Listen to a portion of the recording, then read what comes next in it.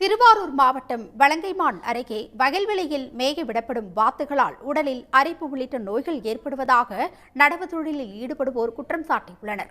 திருவாரூர் மாவட்டம் வலங்கைமான் தாலுகாவில் அமைந்துள்ளது தென்குவளை வேலி ஊராட்சி. இந்த ஊராட்சிக்கு உட்பட்ட எருமைப்படுகை, குருவாடி உள்ளிட்ட பகுதிகளில் தற்போது சம்பா சாகுபடிக்கான ஏற்பாடுகள் நடைபெற்று வருகின்றன. இதனிடையே இப்பகுதியில் உள்ள வயல்வெளிகளில் வெளிமாநிலங்களைச் சேர்ந்தவர்கள் வாத்துகளை அடைத்து வைத்து வளர்த்து வருகின்றனர்.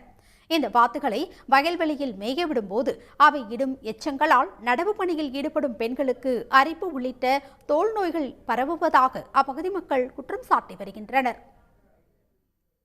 வாத்தை விட்டு மேய்க்கிறாங்க, சொல்றத கட்டுப்பட மாட்டாங்கிறாங்க. ஊருக்குள்ள ஒருத்தருக்கு ஒருத்தர் உதவி பண்ணி வாத்தை விட்டுறாங்க.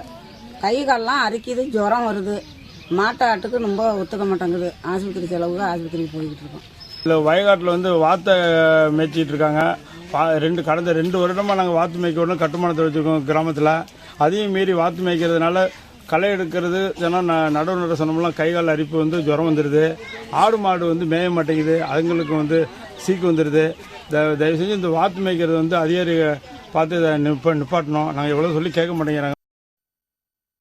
வாத்து மேய்ந்த வயல்களில் உள்ளூர் கூலி தொழிலாளர்கள் பணியாற்ற மறுப்பதால் வெளியூர்களில் இருந்து தொழிலாளர்களை வரவழைக்க வேண்டி உள்ளதாகும். இதனால் செலவு அதிகம் ஆவதாகவும் இப்பகுதி விவசாயிகள் கவலை தெரிவிக்கின்றனர். எனவே மாவட்ட நிர்வாகம் உடனடியாக வாத்து மேய்ப்பதை இப்பகுதிகளில் தடுத்து நிறுத்த வேண்டும் எனவும் அவர்கள் கோரிக்கை விடுக்கின்றனர். சன் நியூஸ் வாட்ஸ்அப் சேனலை ஃபாலோ செய்யுங்கள். QR கோடை ஸ்கேன் செய்து சன் நியூஸோடு இணைந்திருங்கள்.